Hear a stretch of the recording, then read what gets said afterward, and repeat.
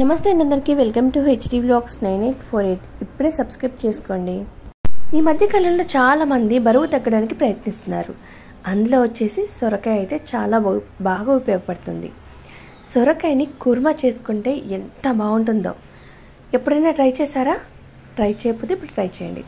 ముందుగా పెద్దగా ముక్కలు కోసుకొని పెట్టుకోవాలి. సొరకాయని ఒక గిన్నెలో నూనె వేసి ఆవాలు జీలకర్ర వేసిన తర్వాత మనం మిక్సర్లో ఉల్లిపాయలు ఒక 4, హోల్ గరం మసాలా అన్నీ కూడా వేసేసుకొని అలాగే 2 పచ్చిమిర్చిలు కూడా వేసి బాగా మిక్స్ చేసుకోవాలి.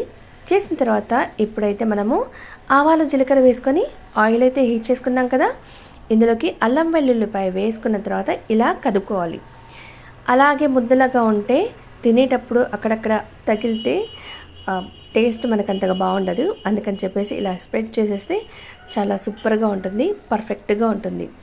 ఇప్పుడు మనం ఏం చేయాలంటే ఈ ఉల్లిపాయ పేస్ట్ని కూడా ఇందులో వేసుకొని బాగా వేయించుకోవాలి. ఎలా వేగాలి అని అంటే మంచి బ్రౌనిష్ కలర్ రావాలి. చూడండి ఇక్కడ.